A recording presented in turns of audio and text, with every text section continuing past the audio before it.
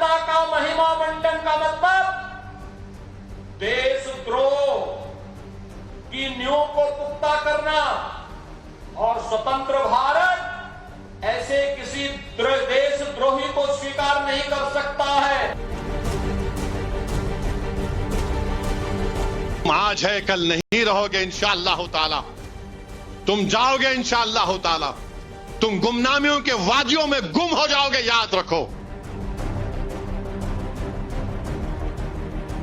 हैदराबादी भाईजान ओवैसी के तेवर तल्ख हैं, शब्दों में तीखी धार है, जज्बातों की जानी पहचानी आंच है। और जब मौरिख तुम्हारे बारे में कलम लिखेगा ना तो कहेगा कि तुमसे बड़ा कोई जालिम नहीं था जिसने आईन की धज्जियों को उड़ा दिया। सवाल यही है कि ओवैसी किस पर भड़क रहे हैं, किसने संविधान की धज्जियां उड़ा दी। हैदराबादी भाईजान किसे जालिम बोल रहे हैं।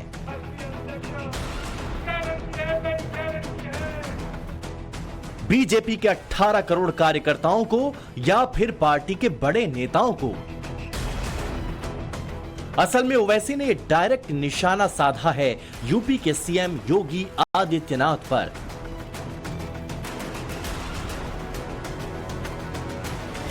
यह है योगी वर्सेस ओवैसी और मुद्दा है सालार गाजी, जिस पर इस समय उत्तर प्रदेश की सियासत गरमाई हुई है। यूपी के संभल जिले में सालार मसूद गाजी के नाम पर लगने वाले सालाना नेजा मेले पर प्रशासन ने रोक लगा दी है। प्रशासन ने मेले की इजाजत देने से साफ इनकार कर दिया है।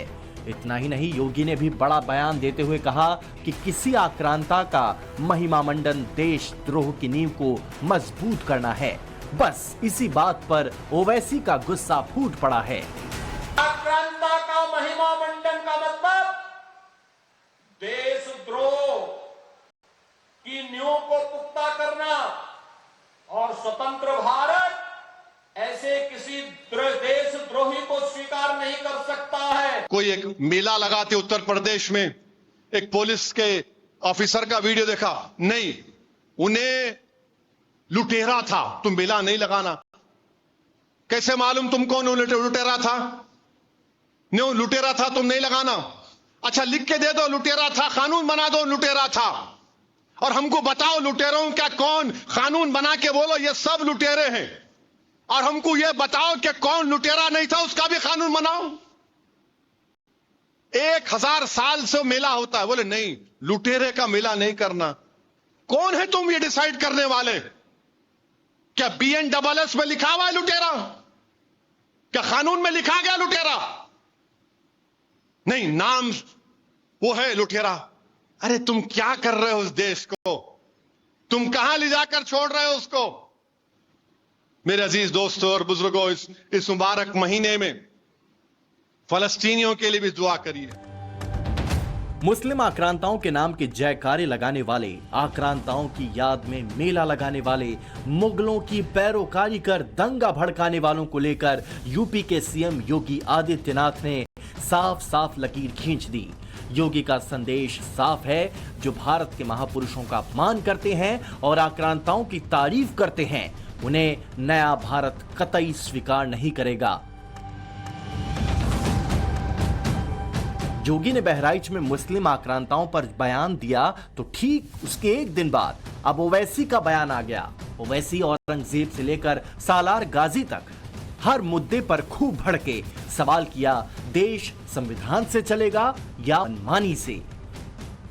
वो मुसलमानों के खिलाफ गंदगी, बकवास और जहर को फैलाकर मंत्री बन चुके हैं, उनको कुछ नहीं कर रहे हैं। खबर को निकाल देंगे, उसको निकाल देंगे, ये निकाल देंगे। अरे रूल ऑफ लॉ से चलेगा या तुम्हारी मनमानी से चलेगा? बताओ हमको।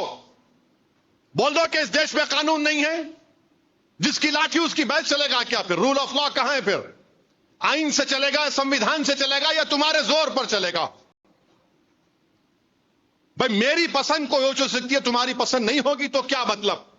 जरूरी नहीं ना कि सबकी एक पसंद हो जाए। जिस सालार गाजी पर यूपी में घमासान मचा है, आगे बढ़ने से पहले उसके बारे में भी जान लीजिए। असल में सैयद सालार मसूद गाजी अफगान हमलावर महमूद गजनवी का भांजा था। गाजी ने बतौर सेनापति कई युद्ध लड़े थे। सालार मसूद गाजी पर गुजरात के सोमनाथ मंदिर को लूटने का आरोप है, लेकिन एक धड़ा सोमनाथ मंदिर में लूट के आरोप को गलत बताता है, क्योंकि उस वक्त सालार मसूद की उम्र 11 साल थी और 18 साल की उम्र में यूपी के बहराइच में राजा सुहेल देव ने उसे युद्ध में हरा दिया था। कहा जाता है कि सैयद सालार मसूद गाजी की मौत के बाद ही बहराइच में मजार बनी थी। बहराइच वही ऐतिहासिक भूमि है जहां पर एक विदेशी आक्रांता को धूल दूषित करते हुए महाराज सुहेल देव ने भारत की विजय पताका को दिगंत तक पहुंचाने का काम किया था। महाराज सुहेल देव का शौर्य और पराक्रम इस स्तर का था, उन्होंने विदेशी आक्रांताओं के साथ जो शौर्य और पराक्रम का परिचय दिया था, उसी की परिणति थी कि 150 वर्षों तक कोई विदेशी आक्रांता भारत पर हमला करने की कोई दुस्साहस नहीं कर पाया था। योगी सीएम बनने से पहले सालार मसूद गाजी को आक्रांता बताकर उसके अनुयायियों को अपना साफ संदेश पहले भी देते रहे हैं। बहराइच के पिछले चुनाव की जनसभाओं में भी सीएम योगी ने सालार मसूद गाजी के आक्रांता स्वरूप पर जमकर हमला बोला था। हालांकि औरंगजेब हो या फिर सालार गाजी, हिंदू संगठनों का तर्क यही है कि जिन जिन आक्रांताओं ने हिंदुओं पर आक्रमण किया, उनका महिमा मंडन क्यों किया जा रहा है, उनकी कब्र पर फूल क्यों चढ़ाए जा रहे हैं, उनका महिमा मंडन करने वाले मेले क्यों लगाए जा रहे हैं। यही कारण है कि महाराष्ट्र में औरंगजेब की कब्र को उखाड़ फेंकने की मांग के बाद यूपी में महमूद गजनवी के भांजे सालार मसूद गाजी के नाम पर लगने वाले नेजा मेले को रोकने और गाजी की बनी कब्र और मजार को उखाड़ फेंकने की मांग तेज होती जा रही है।